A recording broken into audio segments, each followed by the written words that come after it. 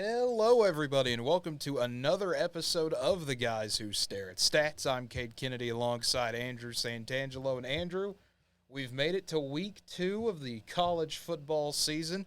Already a few upsets and a few surprises here and there, and, well, week 2 is going to be no different. Got some big games to look forward to. But before we get into it, feel free to like the video, subscribe to the channel, leave a comment down below. Tell us who you think's going to win these fun games this week. But, Andrew, should be a good one. Yeah, a lot of good games, a lot of good matchups here. Like you said, already a lot of upsets here through the first 2 weeks. So excited here to have it back and ready to dive into these games. It will be fun. Unfortunately, the first 2 games we're going to get to aren't going to be the most fun in the world. Got to talk about the number 1 team in the country, Georgia, taking on Ball State. We're not going to talk about the FCS games, but we'll give the number 1 team the respect they deserve. 42-point favorites against Ball State. Now, I don't think either of us are going to call the upset of the week, but I think the bigger question is just, does Georgia even cover this one? 42 is a whole lot of points. Honestly, I'm going to say they don't cover only because we saw them not cover a lot of these games last year. And I know when they kept winning and winning, the only thing we could talk about was, does anyone need to be worried about them because they're not blowing these bad teams out? So I'm going to say they don't cover just because of last year's history. Yeah, and that's what I'm kind of thinking. I mean, last week, yes, they played Tennessee Martin. Yes, that's not the biggest game in the world, but 48-7 there, that gets you, 41 points right there? Cover. That wouldn't have covered this spread. I think Ball State's a little bit better than an FCS school. No offense to the Skyhawks, but I think Ball State is able to cover, which, of course, now means Georgia's going to win 42 and be right on the number or something like that. But UNLV playing Michigan is game number 2. Similar scenario here. First time Michigan on CBS in a long time, but Michigan 37.5-point favorites in this one over UNLV. I think the question's kind of the same, Andrew. Will Michigan cover? I'm going to say they do cover this one. I think last week they got a few things off against East Central, East Carolina. And I think you'll see a lot of it this game. They get off to a faster start, and they'll take care of business here and cover. Yeah, I don't know if they will, though, this one. I mean, Corum and Edwards didn't have the best of days, but then again, when you're stacking 8 and 9 in the box the entire game, that's going to happen. It wouldn't shock me if UNLV did something similar. Michigan, I think this is going to be one of those they win by 35 that it's a blowout and everyone knows it, but just doesn't cover there. But that brings us right into the thick of it with the big one. Number 3, Alabama. Number 11, Texas. Game kind of everyone's been looking forward to once last year's game happened. Everyone said, okay, that game in Tuscaloosa is going to be big. And Bama 7-point favorites in this one. Yeah, they're home. They're obviously have a better roster, better coach. And I think that's where the 7 points come from. I think it's going to be a lot of fun, just like last year's game was, go back and forth in this game. I think Texas will have an extra edge there as well. But I think Alabama comes out, gets the victory here. And Alabama's able to cover the spread with a late score. My prediction. This is the one where Texas did not look great last week against Rice for the first half. Had a good third quarter, but showed some signs of struggling. Alabama still trying to figure that quarterback situation out. Looks like Milroe's going to be the guy for now. I think Alabama wins this one. It's not going to be comfortable by any means. Texas is going to make them work for it, absolutely. But I think Alabama does just enough to hold on and get the win here and establish themselves as, once again, a pretty darn good team that's going to be hard to beat. Next one up, we have to give Florida State their respect. They're 31-point favorites against Southern Miss this week. And with what Florida State did last week, just a complete dismantling of LSU in the second half, that place is going to be rocking. Doak is going to be electric again for this one. Yeah, big second half there to take that game away from LSU. I believe LSU was up 3 at halftime. They were, yes. Before like you said, second half there. And really just full domination. I mean, LSU, I think, got a later score, but by that point the game was already over. So credit to Florida State. And then, yeah, I think they come out here, take care of business. Crowd will be into it, obviously, and I think they cover the spread. I think so as well in this one. 31 points, Florida State should be able to take care of business there. But that moves us to kind of out of most of the, not garbage games, so to speak, but 3 bad ones and one we're all looking forward to. Now that gets us into Stanford taking on USC. Caleb Williams, he's the one-man show you need to see, but USC has some other talent as well. That's why USC's 29.5-point favorites against a Stanford team that, frankly, is not supposed to be good at all this year. But we've seen this before when the spread's that high in a USC-Stanford game. I don't think Stanford's going to be able to pull it off. This might be another one of just, can USC beat the spread? No, I agree. I think, obviously, you get excited a little bit about a conference matchup this early in the season. But, however, I don't think it's going to be like a conference game. I think it's going to be, like you said, Cade. Can they cover the spread? Caleb Williams is too much for the Stanford team.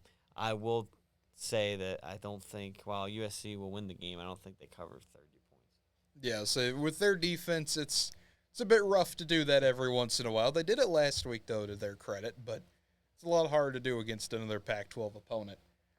And then we get into one of the big ones here, Notre Dame going to North Carolina State. Now, Raleigh is not a fun place to play by any means, but Notre Dame has looked pretty good. Sam Hartman seems to be the guy so far. Notre Dame having a quarterback, again, always important. Irish are 2-0, number 10 in the nation, 7.5-point favorites in this one. Yeah, Notre Dame's looked. I get it. They obviously haven't played big time competition, but they've looked pretty solid through the first two games, especially against Navy, a team that they've struggled with in the past. Last year, had that comeback, tried to have that comeback against them.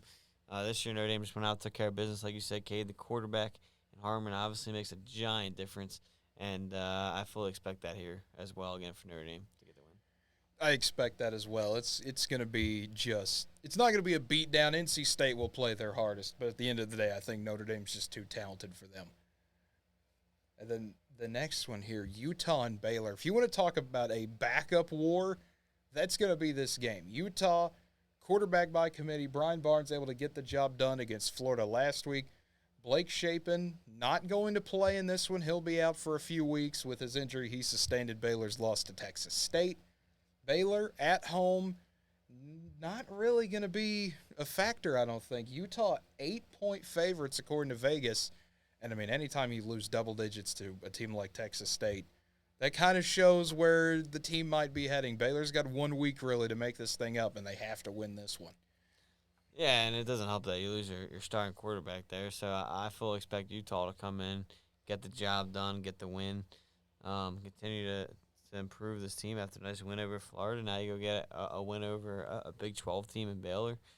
So good start here for the season for Utah. Yeah, I mean, Utah, I don't want to say they're going to run over Baylor, but it feels like that's where this thing is trending. Baylor did not look good last week, even with a fully healthy team. Now you take your starting quarterback away. Utah's not the team to completely just run you over, 45-7 or something like that. But this is going to be an ugly game, and Utah, I think, is going to bully them a bit defensively.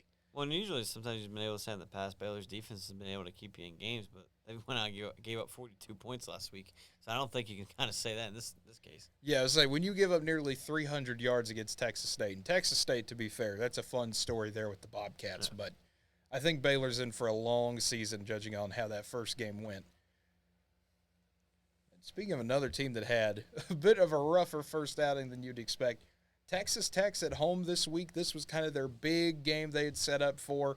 Bo Nix and Oregon coming to town. Ducks are 8.5-point favorites in this one. Texas Tech coming off the double overtime loss to Wyoming and Oregon. They had a fun week last week. Anytime you get to put 81 on somebody, usually a pretty good time. Yeah, that Texas Tech Wyoming game was fun to watch. I don't know if you were up watching that one. I was trying to not fall asleep while watching the ending of that thing. I did literally sometimes keep my eyes open like that, but it was fantastic. It was a fun game. I don't think this one's going to be as fun as that game was. I think Oregon's going to come in here and get the job done. It's going to be a little similar to that Utah game. I mean, same spread, 8.5 here on the road. But I think, again, the Pac-12 is going to get the better end of the Big 12 here.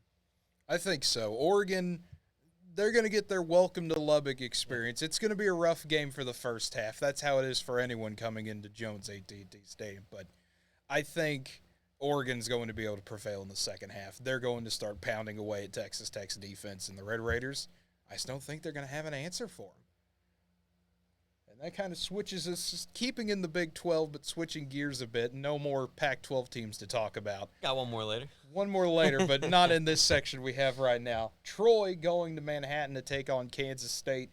K-State 16.5-point favorites in this one, but we've seen K-State before. Some of these games where they look like they should roll over somebody and they have a few hiccups, and Troy is one of those teams that can cause problems, but we'll see if that happens here. I don't think it happens here. I think Kansas State goes out, gets the job done. I think they take care of business top to bottom. I think they cover that 16.5 spread, win by 3 touchdowns. I think this Kansas State team's going to be pretty good and contend for the Big 12 title again. I think they will as well. It wouldn't shock me if Troy gave them a game for a half or so, but I think Kansas State pulls away at the end. And another fun one, last year, if you remember, 63-61 was the score. North Carolina beat App State in a wild shootout.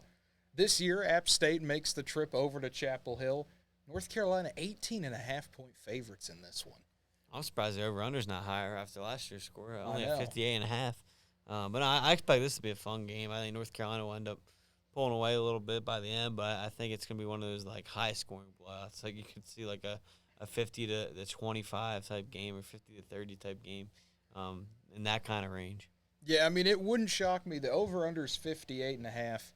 North Carolina could drop 50 by themselves, and it would not surprise me in this type of game. I'm surprised it's not in the 70 to 80 range, somewhere in there, but I think North Carolina gets the job done. They've shown some improvements on defense, so hopefully they don't need to get into 63-61 territory again. If not, it might be a rougher year than you expect. But Drake May's going to do what he does best. He's going to have more than a couple touchdowns in this one, but we'll have to see what goes on there. And then another one, SMU taking on Oklahoma. Sooners 15.5-point favorites in their annual pay-per-view, no longer technically pay-per-view because ESPN Plus exists game, but it's going to be a challenge. I mean, Oklahoma 73-0 last week. They got their win over Arkansas State. Now they play a team that should give them more of a challenge than SMU, a team that expects to compete in now their last year in the American before we get what next year this would be an SEC-ACC matchup. That's just weird to think about. Weird. But it should be a fun one in Norman. The Stripe the Stadium game there as well, so should be fun. It will be fun. I mean, I'd be shocked if SMU even keeps this one close.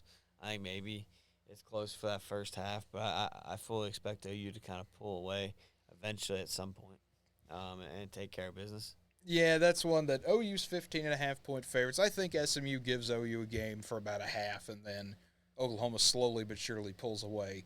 Maybe we'll see more Jackson Arnold time. I don't know. I'm sure someone will be clamoring for it, though. Someone that I know personally, probably, too.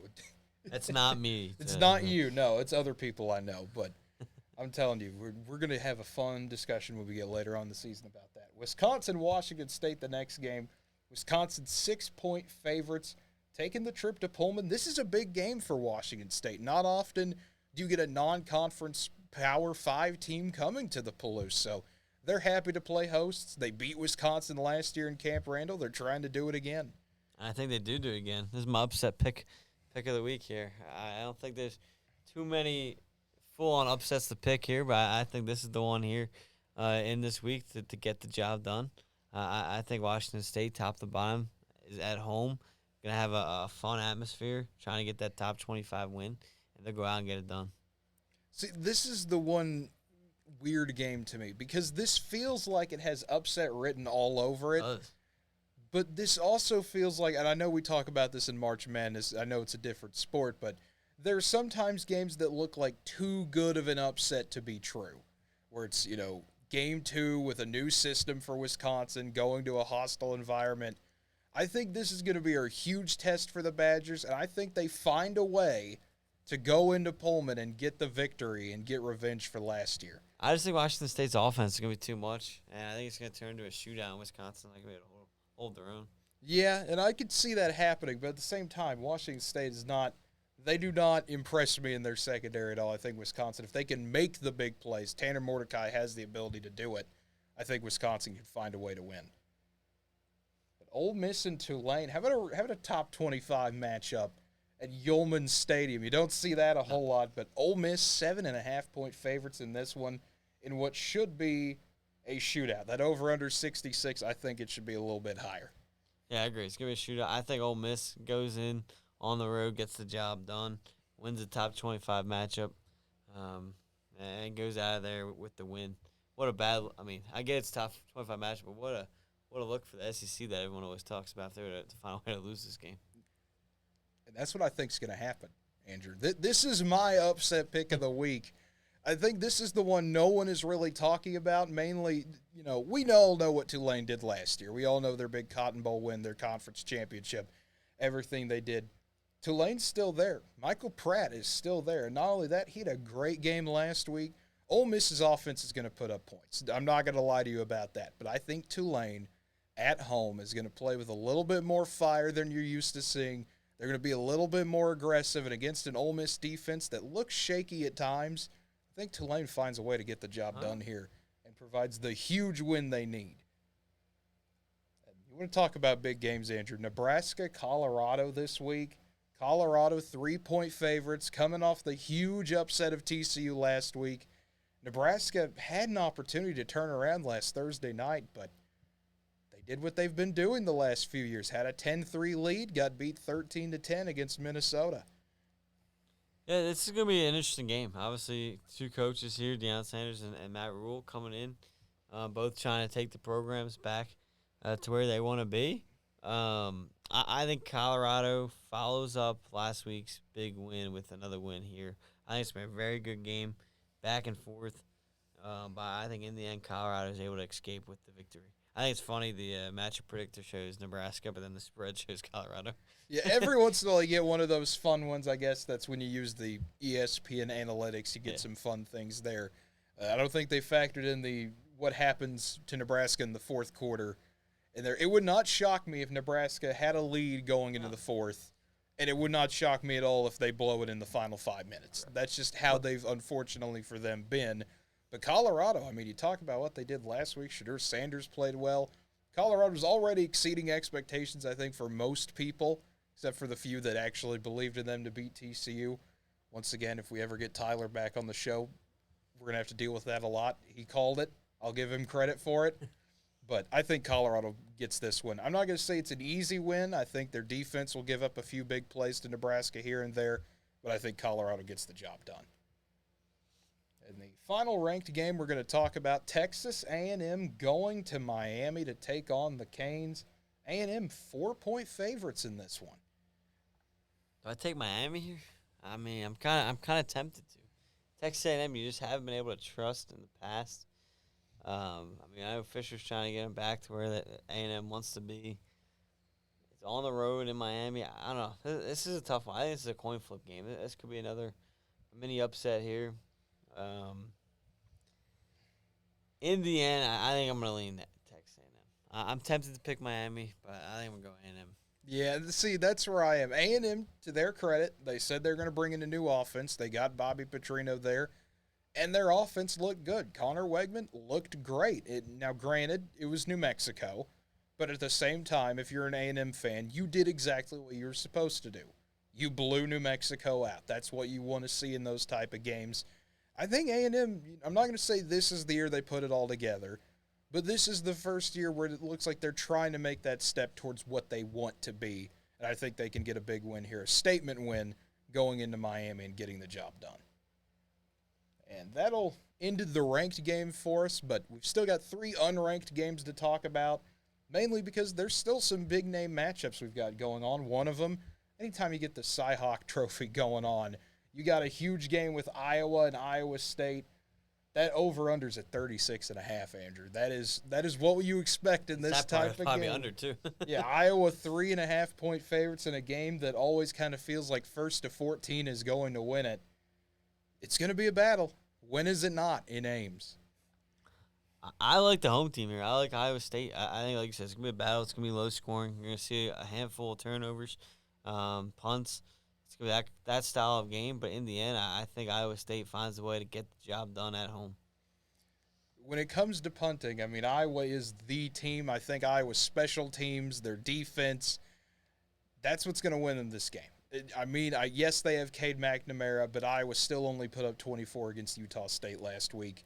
Iowa State concerns me, though.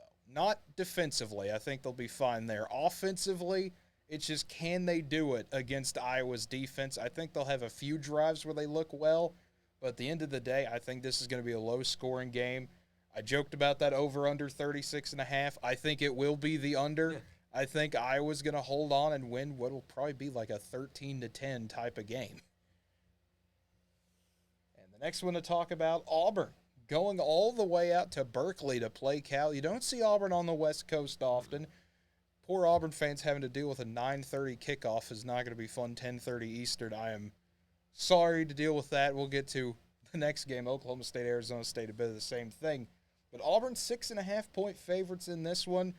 First real big test for Hugh Freeze. Can you beat Cal and survive Pac-12 after dark? I think they do. I think they go up there, they survive, get a win. I think it's a close game. I think they're able to go out there, find a way. I think it's going to be a little high scoring. I think it's going to be a fun game here late at night. But overall, I think Auburn's offense is going to be too much there for California. That's where I'm at. I think Auburn they're going to be fine. Cal is one of those teams that if you let them come up and bite you, they can make it a game. But I think Auburn, if they can just score a few times early in the first quarter, they can establish the game. I think that's what they're going to do and hold on and get the win. And the next one to talk about, Oklahoma State and Arizona State, final game we're talking about here out in Tempe. 9:30 kickoff again, and Oklahoma State 3-point favorites, but the big question really for both of these teams is can they get it together offensively? Oklahoma State, you had the 3 different quarterbacks against Central Arkansas. Arizona State, you had the insane, almost a rainout, but technically not type of game where you're playing till 1 in the morning. Did not look good in 24-21 against Southern Utah. This is going to be one of those weird games, Andrew. Yeah, I'll be honest. I'm nervous for this game. I think everybody should. Like you said, Oklahoma State doesn't know who their quarterback is. Went with all 3 last week because they couldn't pick one. We'll see if they're finally able to pick one here in this game.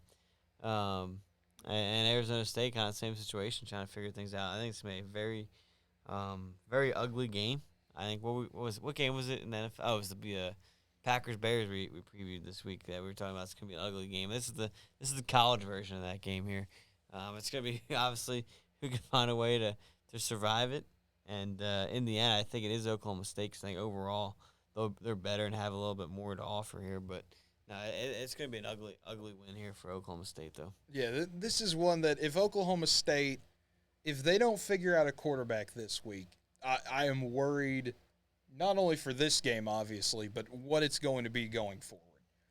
I don't think they do, though, because of blanking on who they play next week. I want to say it's Alabama State. South Alabama. So I think it's going to be the same thing. I think, honestly, it wouldn't surprise me if they go 1, maybe 2 in this game, and then next week they go back to the 3 because it's Alabama State. Yeah.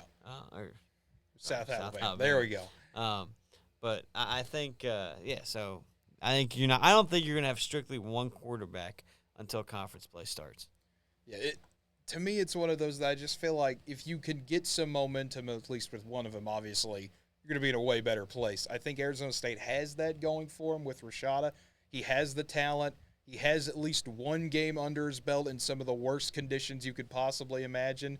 I think Arizona State, being the home team, I think they pull it off in a close one. Would not surprise me. Yeah. Yeah, it's going to be a battle either way. They're all going to be fun games. It's going to be another great week of college football, everybody. But as always, feel free to like the video, subscribe to the channel, leave a comment down below. Tell us who you think is going to win these games in week 2 of college football. And until next time, have a good one, everybody.